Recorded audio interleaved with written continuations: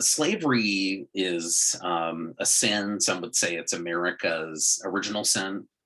It's America's greatest sin. I think I would agree with both of those statements. It's unquestionably a sin and a stain on the American story, right? So to the extent that America was founded on principles like self-government, democracy, however you define democracy, freedom, slavery contradicts that directly. So slavery is a sin and a stain on the American story that America has paid dearly for. Even beyond the suffering of enslaved peoples, right? A civil war was needed to end slavery, right? And in the Civil War, think about the hundreds and thousands of Americans on both sides that died in the Civil War, right? To effectively end slavery. And then think about America's problems with race that continue to this day, right? You can, in many ways, trace back to America's investment in slavery, the development of slavery, the proliferation of slavery.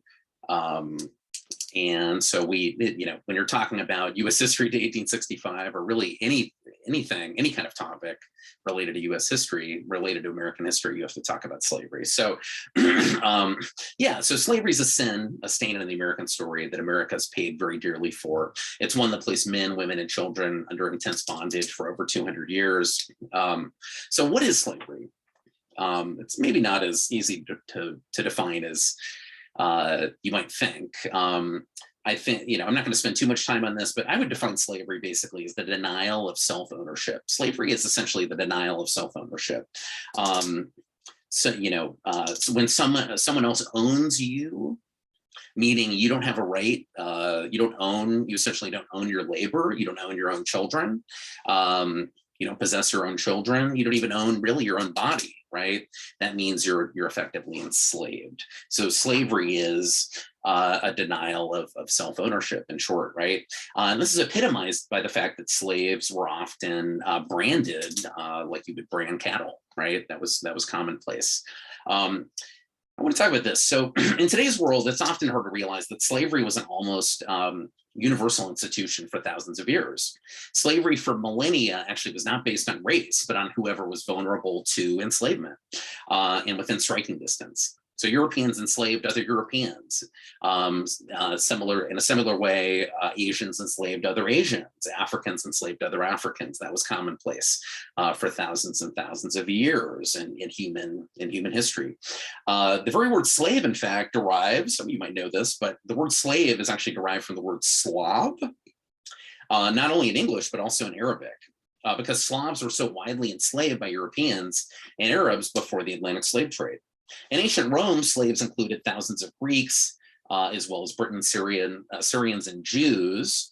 China and India in centuries past actually had extensive and comprehensive slave markets. In some cities in Southeast Asia, slaves were actually a majority of the population.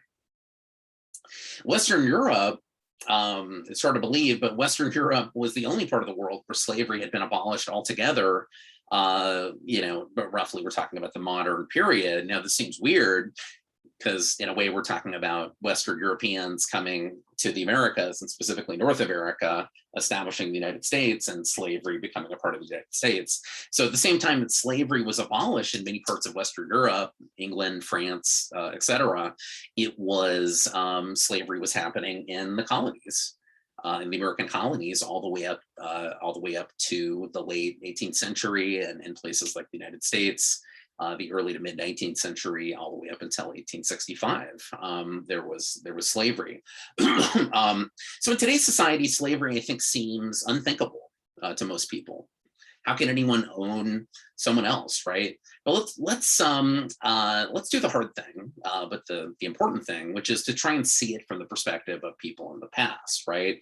So think about it. You had a questionable, certainly questionable, but undoubtedly firmly established institution, the institution of slavery.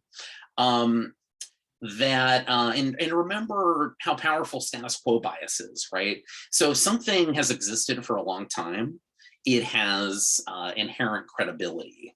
Um, and the institution of slavery had existed for a long time. So even maybe, people had nagging doubts about it in some cases, in some contexts, but that gave it inherent credibility, right? And it gave it sort of credibility and staying power kind of in related, but other ways as well. So think about it. If you were a slave owner in the American South in the 18th century, in the 1700s, so think about it. So you had a questionable but firmly established institution, right? That you were relatively powerless to do anything about. So let's say you're in a position to, you're a white landowner, you're in a position to own slaves, to profit off of cash crops, let's say tobacco, to make tobacco more profitable. And slaves increase your capital, possession of slaves, increase your capital. Essentially, it's a part of your business and your production process and et cetera. So you could, sorry, my dog is barking here. At my home office, things happen sometimes. There's noises, things come up, people ring the doorbell. But anyway, so, from your perspective, you could take a stand against slavery, but you're one person. Are you really going to stop slavery by yourself? Probably not, right? That seems relatively pointless, right? So why not benefit from slavery if the opportunity arises, right? And perhaps you could assuage your guilty conscience by telling yourself that maybe you, a few things. The slaves that you acquired are being treated better than they would be treated if they ended up with another master who would, treat them terribly. So you do your best to treat your slaves well, right? You could tell yourself that. You could sell that story to yourself and even your family and friends, right? And you could also say, well, I didn't invent the institution of slavery. I'm powerless to stop it, kind of like I mentioned a second ago. Also, this enslaved person, I'm not the person who enslaved this person. I didn't, I'm not the person who went to Africa and bought this person from an African slave trader and brought this person via the Middle Passage, which we'll talk about in a second, to the Americas and sold them to me, someone like me, a plantation owner. So to what extent am I responsible, right? And if this still seems crazy to you, I don't think this is really that different I think there are similarities between this and a lot of modern day situations. So for example, I think this is perhaps similar to how most of us, including me, eat meat. So I'm a meat eater, despite the fact that I know that, and we all know that animals are being mistreated, right? And obviously killed if you're eating chicken or turkey or beef, right? Animal was killed in the service of your sustenance, right? But also, factory farming and animals being mistreated even before they're eventually slaughtered, right? So someone like me, I'm sure I could become a vegetarian. Like, it's not impossible. I have the means to do that. But becoming a vegetarian, in my opinion, would be, from my perspective, would be time consuming and unenjoyable. I like meat. It's easier. I have things to do. That would be a significant undertaking that would, take a significant amount of discipline, right? And also, would becoming a vegetarian really do anything to stop factory farming and the mistreatment of animals? Like, just me becoming a vegetarian, I'm not that influential I'm not really an influential person at all, right? So you can see how you sort of humans are good at rationalizing, and that's a rationalization. And people rationalize slavery quite often, right? And people rationalize lots of things nowadays. People put up Black Lives Matter signs in their front yards and then oppose the building of low-income housing in their communities, right? And it doesn't occur to them that there's a contradiction between these two things, right? So my point is that slave owning maybe isn't as mysterious as we tend to think of it if we try and think historically, if we get out of our sort of presentist perspective to the extent that we can. So over the centuries, the consolidation of various regions of the world into nations with armies and navies reduced the number of places that could be raided for slaves without great costs and risks. Among the places where this process lagged, whether it was as a result of geography or as a result of the fragmentation of peoples, were places like the Balkans, the backwaters of Asia, and much of sub-Saharan Africa. And sure enough, these are places where a lot of coming into the modern period, with the emergence of more powerful, more consolidated nation states, these are the places where slaves came from, right? Where people were forced into slavery. So it was from, in fact, it was from the coastal peoples of West Africa that whites purchased slaves. In East Africa, both Africans and Arabs actually raided and enslaved the more vulnerable inland peoples. Meanwhile, the growing scope of international commerce made it economically feasible to transport vast numbers of slaves from one continent to another, thus creating racial differences between free and enslaved, which I'll talk more about in a second. There was actually an Arab slave trade of Africans that predated Europe's slave trade by about 700 years. So in a nutshell, or to kind of summarize this, enslaved Africans sold in towns across the Arab world. Regarding enslaved Africans sold in towns across the Arab world, scholars estimate that there were about 10 to 20 million enslaved Africans sold in the Arab world in about an 1,000-year period, so from about 650 to about 1900. Arabs initially enslaved infidels, but gradually resorted to enslaving Africans. By comparison, the transatlantic slave trade consisted of the following: an estimated 10 million people were transported, 10 million Africans were transported from Africa via the Middle Passage to the Americas to become slaves. So about 10 million people between 1600 and 1850. So that's comparable to the Arab slave trade, but it is at a later point in history, right? That's one thing to keep in mind. And it is a more concentrated time period. So it's about 10 million people over about a 250-year period. Well, it's about, in the Arab case, it's about 10 to 20 million people over about an 1,000-year period. So that gives you kind of a point of comparison. So let's get to American American slavery. By the way, as I think I mentioned briefly, Indians were enslaved in the Americas, mostly by the Spanish, but in some cases there were attempts to do that by other groups like the French and the English. In general, this didn't work so well, mostly because of the fact that the indigenous population was decimated, right? And this is one of many reasons why Africans were brought to the New World, if not for the decimation of the indigenous population in the New World, mostly because of disease, but also because of other factors. Maybe that story would have turned out differently. Maybe the transatlantic slave trade wouldn't have been as substantial. But yeah, there were attempts to enslave native peoples, right? And one interesting thing about this, by the way, is another reason why this didn't work, one of many reasons, and I think a lot of people don't think about this, but it makes sense if you think about it. So native peoples were from here, right? And Africans weren't. And that sort of makes all the difference, right?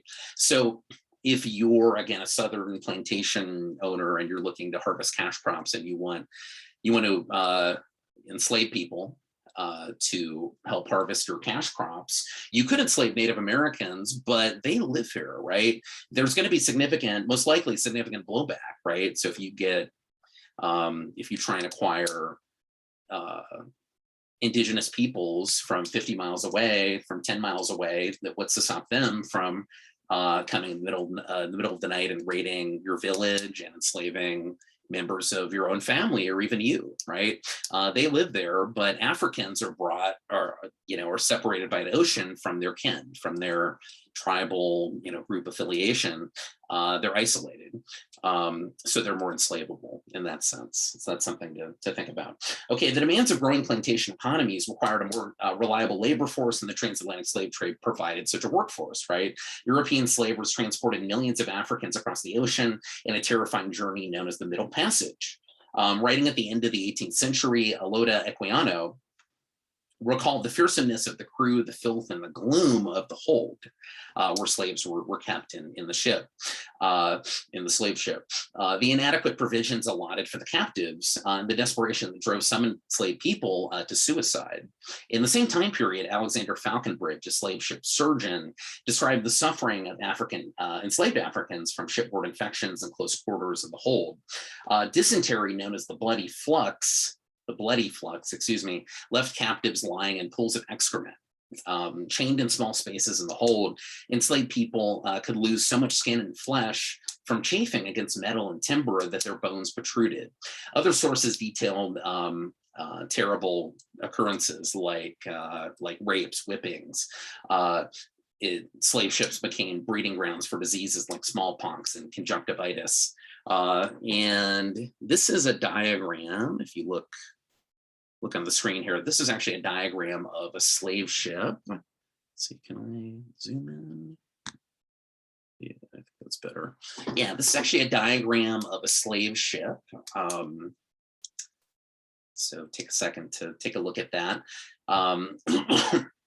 So middle, within the context of Middle Passage, had various meanings of the Atlantic slave trade. For the captains and crews of slave ships, the Middle Passage was one leg in the maritime trade in sugar and other semi-finished American goods, manufactured European commodities, and enslaved Africans. For the enslaved Africans themselves, however, the Middle Passage was the middle leg of 3 distinct journeys from Africa to America. So the first leg of the journey was an overland journey in Africa, from Central Africa, roughly, away from the coast to the coastal regions, coastal slave trading factories, often a trek of hundreds of miles. The second leg of the journey was the Middle Passage, an oceanic trip lasting anywhere from 1 to 6 months in a slaver, like you can see in your screen here. And the third leg of the journey was acculturation, also known as seasoning, and transportation to the American mine, plantation, and other location where enslaved peoples were forced to labor.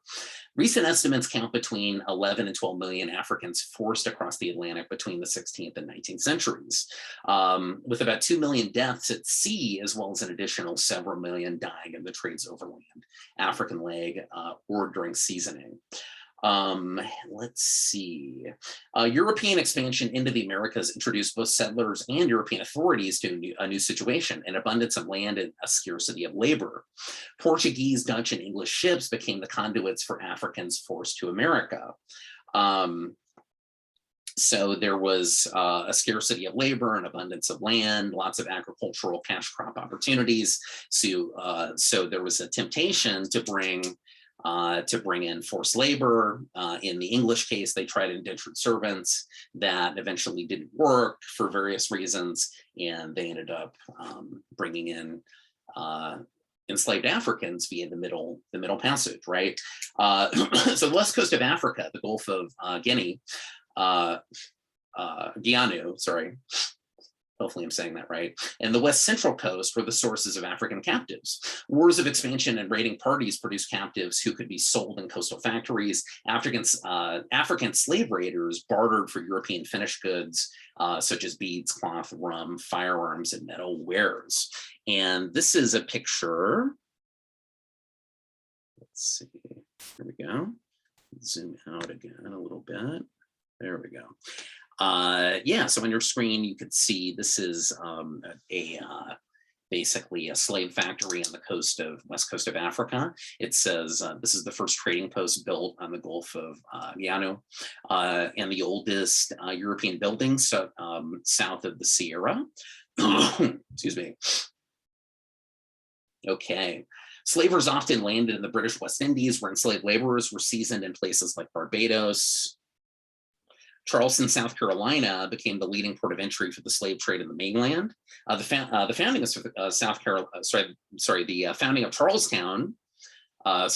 of Charleston, originally known as Charlestown, eventually known as Charleston, until the 1780s.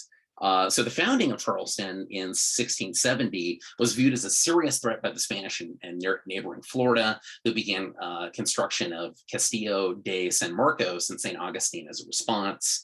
In 1693, the Spanish king issued the Decree of Sanctuary, which granted freedom to enslaved people fleeing the English colonies if they converted to Catholicism and swore an oath of loyalty to Spain. The presence of Africans who bore arms and served in the Spanish militia testifies to the different conceptions of race among the English and Spanish in America. I should also point out, though, that over the course of the roughly 250 years of the transatlantic slave trade, about 450,000 Africans are estimated to have landed in British North America, which is a very small percentage, a very small portion of the total number, again, around 10 to 12 million, that made their way via the Atlantic slave trade to the Americas. So most of these African enslaved peoples ended up in Central and South America and the Caribbean, right? In places like Brazil. So that's important to keep in mind as well. Okay, let's talk about race and slavery. So race develops in conjunction with slavery, especially in British North America, but really all over the Americas. Okay, so most fundamentally, the emergence of modern notions of race was closely related to the colonization of the Americas and the slave trade. African slave traders lacked a firm category of race that might have led them to think that they were selling their own people, in much the way that Native Americans usually did not view other indigenous peoples, indigenous groups, as part of the same, quote, race, right? Similarly, most English citizens felt no racial identification with a group like the Irish or even the Welsh, who would be considered nowadays white. So the modern idea of race is an inherited physical difference, most often associated with skin color, of course, right? That is used to support systems of oppression was relatively new in the early modern Atlantic world. So in the early years of slavery, especially in the South, the distinction between indentured servants and enslaved people was ambiguous, was relatively unclear. In 1643, however, a law was passed in Virginia that made African women, quote, tithable. This, in effect, associated African women's work with difficult agricultural labor, and this is important, right? There was no similar tax levied on white women. The law was essentially an attempt to distinguish white women from African women, right? So the English ideal was to have enough hired hands and servants working on a farm so that the wives and daughters did not have to partake in manual labor, right? Instead, white women were expected to, for example, labor in dairy sheds, tend to small gardens, rear children, work in kitchens, etc. Of course, because of the labor shortage in early America, white women initially participated in field labor. They had to. There were no other options, right? But this idealized gender division of labor eventually, or really pretty quickly, contributed to the English conceiving of themselves as better than other groups who did not divide labor in this fashion, like Native Americans, for example, and also West Africans who arrived in slave ships to the colonies, right? So for many white colonists, here's the point: the association of gender division of labor with Englishness provided a further justification for the enslavement and subordination of Africans. Okay. I was lastly going to mention that slaves resisted in ways big and small, right? There's lots of different ways there's been lots written about slave resistance and slaves seeking to undermine masters in subtle ways and also in full-scale rebellions. The largest rebellion in colonial, British colonial history was the Stono Rebellion, which took place in September 1739. So huge uprising of slaves in South Carolina. So I wanted to emphasize that there is, this isn't just one group of people actively, the only part of the story isn't one group of people actively oppressing another group of people who are passive recipients of this oppression, right? That's overly simplified. So slaves had agency, and this doesn't negate the terrible things that happened to them and the horrors of slavery, just more generally. But slaves had agency that whites, both slave owners and non-slave owners, had to contend with. Okay, so lastly, I'm going to talk about the consequences of the American Revolution. So specifically, I wanted to expand upon Maclay's discussion. Um, there it is. That's the Declaration of Independence. Um, yeah, let's talk about the consequences of the American Revolution. So yeah, I wanted to expand upon Maclay's discussion of the American Revolution and specifically the implication or consequences of the American Revolution, right? So the American Revolution, with Jefferson's Declaration of Independence pictured on your screen as its definitive statement of democratic intentions and American autonomy, had short and long-term consequences, right? Perhaps the most important immediate consequence of declaring independence from the creation, declaring independence from England was the creation of state constitutions in 1776 and 1777. So the revolution also unleashed powerful political, social, and economic forces that I wanted to talk about that would transform the new nation's politics and society, including increased participation in politics and governance, the legal institutionalization of religious toleration, and the growth and diffusion of the population, particularly to the western part of the North American continent. The revolution affected Native Americans by opening up Western settlement and creating governments hostile to their territorial claims. Even more broadly, the revolution ended the mercantilist economy, opening up new trading opportunities, new opportunities in trade and manufacturing. Okay, so first of all, the new states drafted written constitutions, which at the time was an important innovation from the traditionally unwritten British Constitution.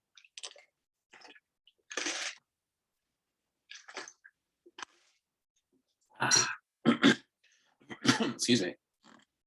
So these new constitutions were based on the idea of popular sovereignty, that is, referring basically to how the power and authority of the government is derived from the people. So popular sovereignty refers to basically the people having the power. Power and authority, and therefore sovereignty, resides in the people. Hence the name popular, or people sovereignty, right? Popular sovereignty. So most of these state constitutions created weak governors and strong legislatures with more regular elections and moderately increased the size of the electorate. A number of states followed the example of Virginia and actually included a declaration or quote Bill of Rights in their constitution designed to protect the rights of individuals and circumscribe limit the prerogative of the government. Pennsylvania's first state constitution was the most radical and democratic of all. Pennsylvania actually created a unicameral legislature, so one legislative body, unicameral is what that refers to, and an executive council, but no genuine executive. All free men could vote, including those who did not own property. Massachusetts' constitution, on the other hand, passed in 1780, was less democratic in structure, but underwent a more popular process of ratification. In the fall of 1779, each of the town delegates in Massachusetts, 312 in all, in total, or basically each town sent delegates, I should say, 312 delegates in total, to a constitutional convention in Cambridge, Massachusetts. Town meetings debated the constitutional draft and offered suggestions. Anticipating the later federal constitution, Massachusetts established a three-branch government based on checks and balances between the branches. Independence came in 1776, and so did an unprecedented period of constitution making and state building. Okay, political and social life, of course, also changed drastically after independence. Political participation grew as people gained the right to vote, leading to greater importance being placed on representation within government. In addition, more common citizens, or quote, new men, played increasingly important roles in local and state governments. Hierarchy within the states underwent significant changes. Society became less deferential and more egalitarian, less aristocratic, and more, you could say, meritocratic. Despite these important changes, the American Revolution certainly had its limits, especially by our modern day contemporary standards, right? Following their unprecedented expansion into political affairs during the imperial resistance, women also served the patriot cause during the war. So men were off fighting the war, and women oftentimes took over the family farms, the family businesses, and women were involved in non-importation homespun protests, for example. However, the revolution did not result, of course, in immediate civic equality for women, right? Of course, there were, for the most part, indigenous peoples and even non-property owning white males, and of course, enslaved and even free Blacks. All of these people were left out of the promise of American equality and freedom and self-government. They were left out of the American body politic initially, right? Instead, during the immediate post-war period, women became incorporated into the polity to some degree as Republican mothers. Republican societies require virtuous citizens, and it became mothers' responsibility to raise and educate future citizens. This eventually opened up opportunities for women regarding education, but they still remain largely on the peripheries of the new American polity. So this was an expansion of women's role in society, this concept of Republican motherhood, but it was a circumscribed, a limited role, right? So what do we make of a revolution founded on ideals of liberty, equality, and natural rights, as evidenced by the following rhetoric? Which actually I'll get to in a second. Actually, let me repeat that. What do we make of a revolution? Here we go. Founded on ideals of liberty, equality, and natural rights, as evidenced by the rhetoric I'm going to get to in a second, that also excludes, that at the same time excludes huge portions of the population from these ideals, from these notions, right, from these concepts. Does a rotten apple spoil the whole barrel? And so I wanted to quote from the Declaration of Independence. This is probably the most famous part of the Declaration, written by Thomas Jefferson. It says, "We hold these truths to be self-evident, that all men are created equal, that they are endowed by their Creator with certain inalienable rights, that among these are life, liberty, and the pursuit of happiness, that to secure these rights, governments are instituted among men, deriving their just powers from the consent of the governed." So again, Jefferson is asserting that there's certain self-evident truths, that all men are created equal, that everyone has certain inalienable rights. Among them are life, liberty, and property, right? And that governments derive their powers from the consent of the governed, right? So these high ideals, at least from our modern day vantage point, the reality of America upon independence in 1776 didn't match the rhetoric didn't match the reality, right? So what do we make of this? Again, does a rotten apple spoil the whole barrel?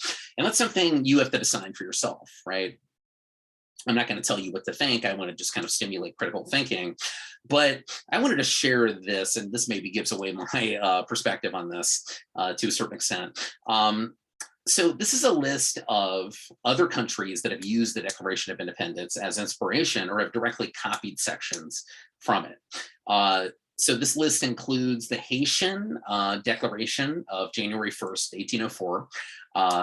It's essentially the Haitian Declaration of Independence from France in 1804 that sort of kicked off or embodies the Haitian Revolution, right?